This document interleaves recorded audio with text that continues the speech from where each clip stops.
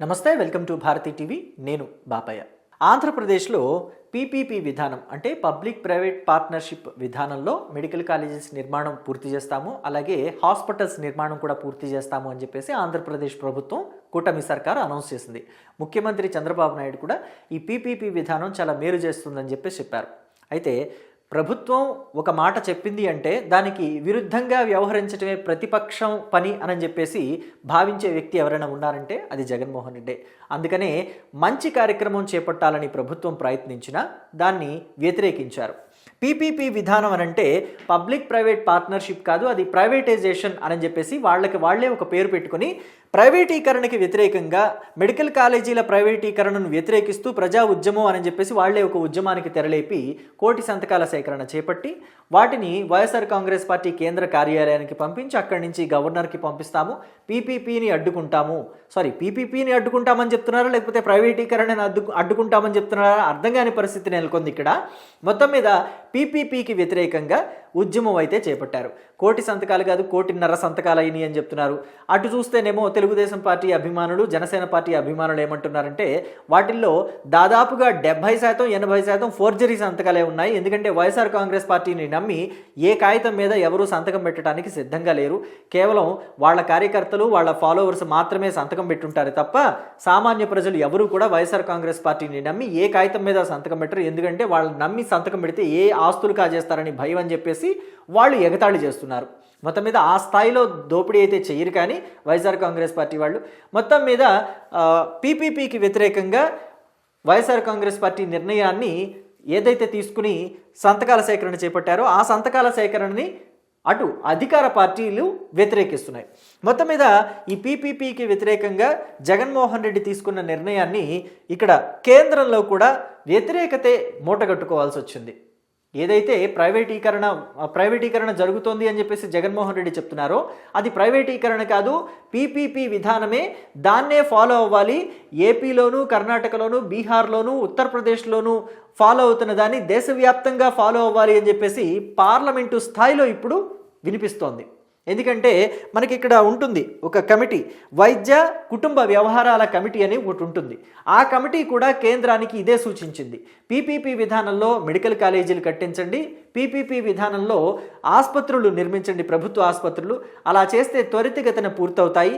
ప్రభుత్వాలే నిర్మించాలి, ప్రైవేటు కంపెనీల భాగస్వామ్యం లేకుండా ప్రభుత్వాలే వైద్య కళాశాలలు నిర్మించాలి, ఆసుపత్రులు నిర్మించాలి అంటే ఎన్నేళ్లు పడుతుందో మనం చెప్పలేము. కాబట్టి ప్రైవేట్ కంపెనీల పార్ట్నర్షిప్ కూడా తీసుకుని నిర్మిస్తే వేగవంతంగా పూర్తవుతాయి. పైగా ఆ ప్రైవేట్ కంపెనీస్ ఏవైతే ఈ ఆసుపత్రుల నిర్మాణం కోసం ముందుకొస్తున్నాయో వాటికి ట్యాక్స్ ఎగ్జంప్షన్స్ ఇవ్వండి. ట్యాక్స్ ఎగ్జంప్షన్ ఇస్తే ఇంకా ఎక్కువ కంపెనీలు ముందుకొచ్చి వీటిల్లో భాగస్వామ్యం అయ్యే అవకాశం ఉంటుంది అని చెప్పేసి కూడా సిఫార్సు చేశారట.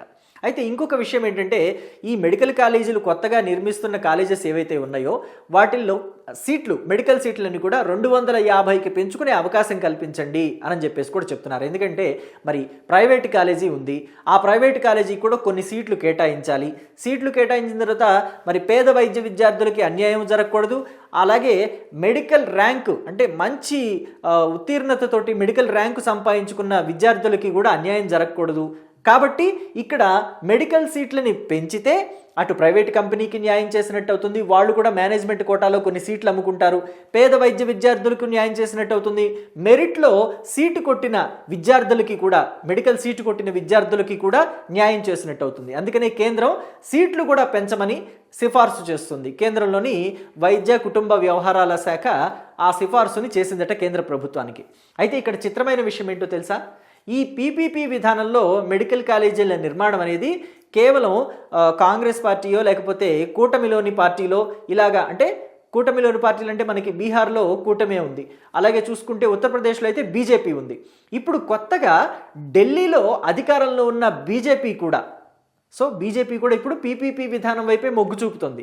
ఢిల్లీ ముఖ్యమంత్రి ఒక నిర్ణయం తీసుకున్నారట.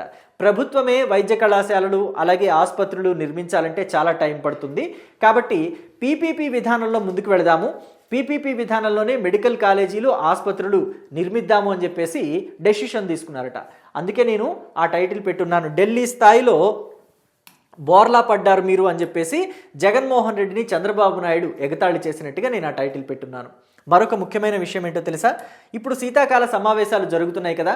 ఈ శీతాకాల సమావేశాల సమయంలో కేంద్ర ఆర్థిక శాఖ మంత్రి నిర్మలా సీతారామన్ని వైఎస్ఆర్ కాంగ్రెస్ పార్టీకి సంబంధించిన ఎంపీలు అలాగే రాజ్యసభ సభ్యులు వెళ్ళి కలిసి పీపీపీ విధానానికి వ్యతిరేకంగా ఒక వినతి పత్రం ఇచ్చారట.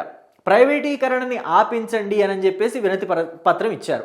అయితే నిర్మలా సీతారామన్కి కూడా డౌట్ వచ్చింది, వీళ్ళు వినతి పత్రం ఇచ్చింది పీపీపీకి వ్యతిరేకంగానా ప్రైవేటీకరణకి వ్యతిరేకంగానా అని చెప్పేసి. వాళ్ళని కూడా అడిగితే పీపీపీకి వ్యతిరేకంగానే, ఎందుకంటే ఏపీలో పీపీపీ విధానంలోనే మెడికల్ కాలేజెస్ అలాగే హాస్పిటల్స్ నిర్మాణం జరుగుతోంది అని చెప్పేసి చెప్పారట. సో మరి పీపీపీలో తప్పేముంది? పబ్లిక్ ప్రైవేట్ పార్ట్నర్షిప్ అంటే గవర్నమెంట్ పబ్లిక్ అంటే అక్కడ private company private. So partnership అంటే పబ్లిక్ ప్రైవేట్ పార్ట్నర్షిప్లో మెడికల్ కాలేజెస్ నిర్మాణము అలాగే హాస్పిటల్స్ నిర్మాణము జరుగుతుంది కాబట్టి అందులో తప్పేముంది అని చెప్పేసి అడిగారట.